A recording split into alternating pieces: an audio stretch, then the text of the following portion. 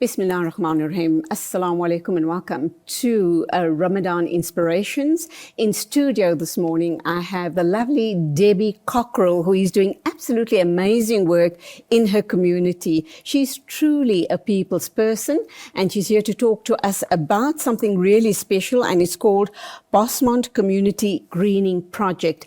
And as we were talking off air, I kind of wondered, why is this type of project not being replicated in other areas, very specifically the townships? And of course, Bosmont is a township, and this is where these type of projects are sorely needed. I think it's going to give our young people skills, and it's going to give them an appreciation of their environments. But let's talk to Debbie and let her unpack this very important initiative. Morning, welcome to the program. Morning, Julie. Thank you so much for having me and representing.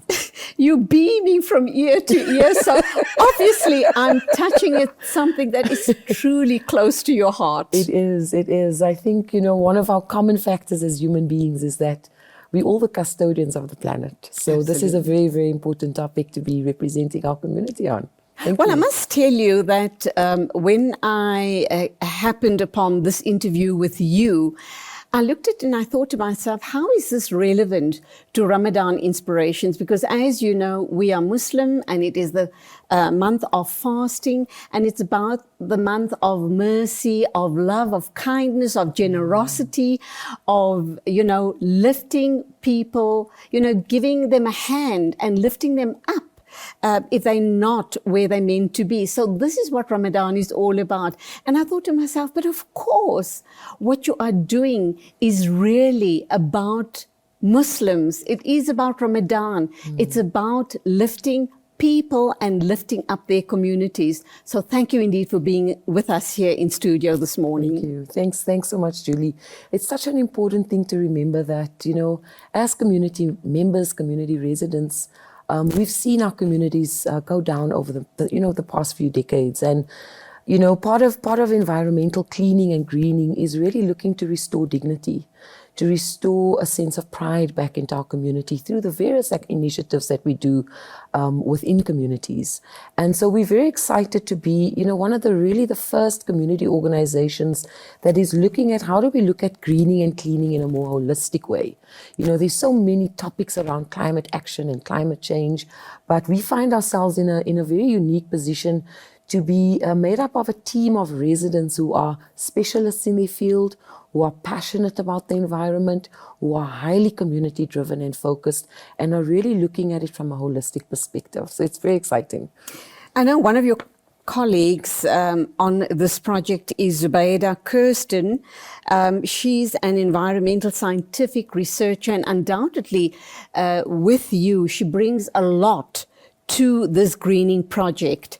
Tell us more about the type of support she has given you guys on this project. And then, of course, I do want you to hone in on the details, because when we look at greening a township like Bosmont, we do know there's a lot of unskilled people, unemployed people. There's a lot of issues around on your borders, perhaps, with unemployed youth. And when youth are unemployed, they're disillusioned and they can damage the environment unwittingly or wittingly because they are so frustrated. We also know there's a lot of issues around drug abuse and criminality in these areas. So all of the good work you put in could be diluted by the damage they do to the work you've put in. Yeah. So firstly, Zubaida Kirsten is one of our founding members. An incredible lady, just speaking into kindness. She just has an incredible affinity for human beings and just in the way that she approaches the world. As a specialist in our team, she's really been pivotal in two very specific areas. The one is our monthly cleanups that we started, where we really go out every second Saturday and look for an opportunity of where we can clean and green. So it's really about, reclaiming those corners that are full of black bags and rubble and illegal dumping, and really looking to see how we can try and find an opportunity to restore. She also plays a very pivotal role in her research capacity for a project that's been on our radar since inception, which is at the Bosmont Spruit, also known as the Willows. They used to call it back in the day. A lot of people know that area because the grounds, the Bosmont grounds, was very much a sports arena. And so a lot of people grew up going to the grounds and playing softball and baseball and cricket and all kinds of different things. But over the last, I'd say probably the last 2 decades, the area's really become very, very rundown. And it actually forms part of a natural wasteland. So, those 2 particular projects Zubaydah has been very, very pivotal in. And then moving into, those social issues that you mentioned, it's been a huge discovery for us as an environmental organization, the crossover with the social issues in our community. We can't look at one and not see the link between the other.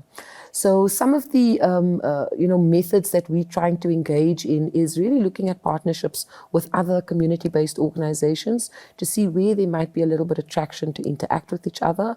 We certainly are not specialists in everything. Everybody always has an opportunity to learn. So how can we enhance and feed into each other's work through upliftment?